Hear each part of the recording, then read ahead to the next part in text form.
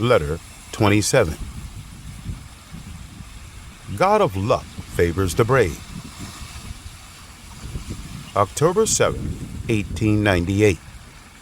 Dear John, a few days ago, your sister happily told me that she plunged into luck and said that the stocks in her hand are like slaves of her, who listen to her orders and help her rake in a lot of money.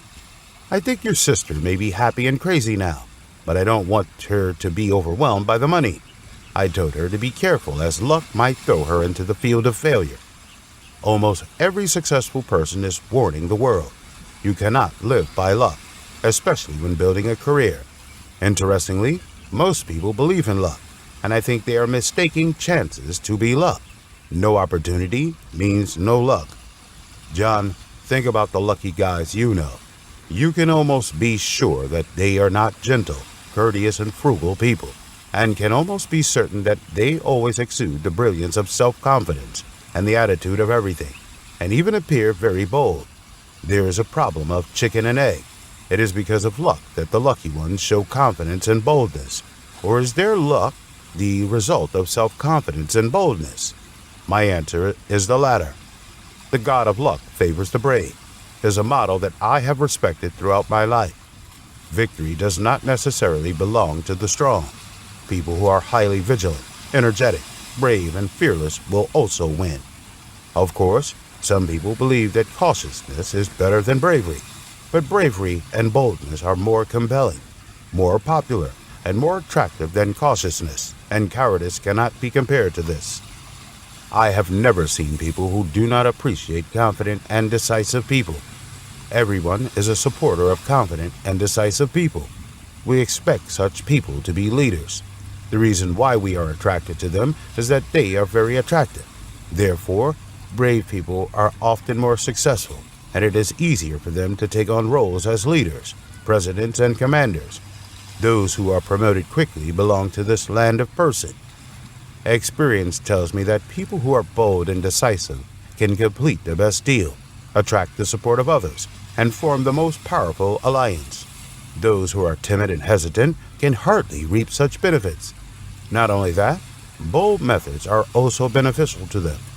People with confidence will turn their expectations into success. They will design all plans to pursue success in accordance with their expectations.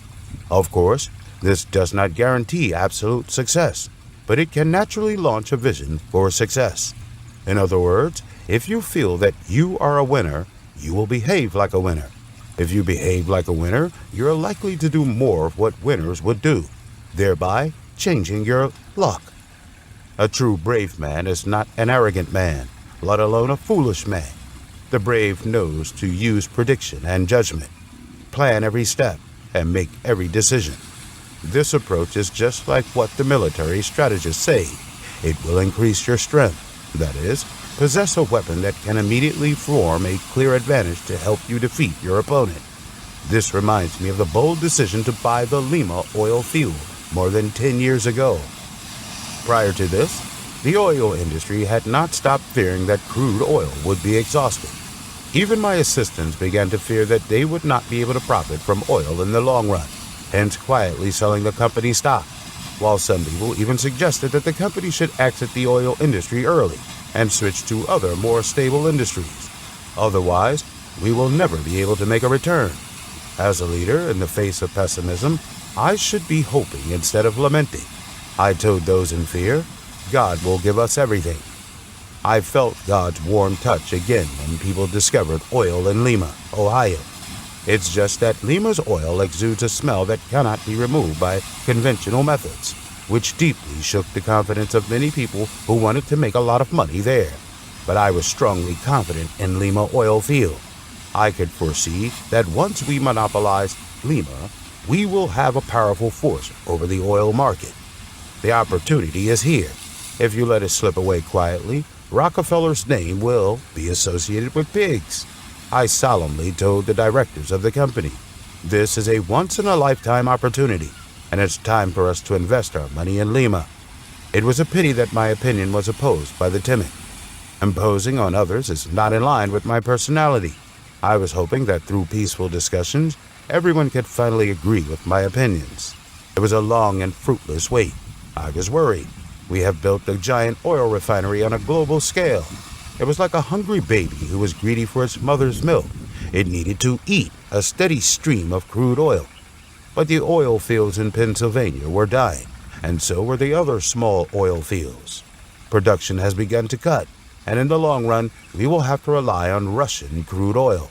It was almost certain that the Russians will use their control over oil fields to weaken our power, even defeat us completely, and drive us out of the European market. However, once we have Lima's oil resources, we will continue to be winners. Cannot wait any longer. It is time for me to act. As I expected, conservatives still said no on the board, but I surrendered in the name of the opposition in a way that surprised them.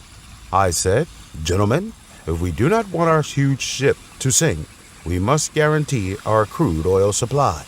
Now, the oil hidden in Lima is beckoning to us, and it will bring us dazzling wealth. For the sake of God, please do not say that there is no market for the smelly liquid. I believe that everything God has given us has its value. I believe that science will clear our doubts. So, I decided to use my own money to make this investment and take the risk for 2 years. If it succeeds in 2 years, the company can return the money to me. If it fails, I will bear all the losses myself." My determination and sincerity touched my biggest opponent, Mr. Pratt, as tears welled up in his eyes and excitedly said to me, "John, my heart is captured by you. Since you think we should do this, let's do it together. If you can take the risk, so can I." The cooperative spirit of facing victories and losses together is also a spiritual pillar for our growth. We succeeded.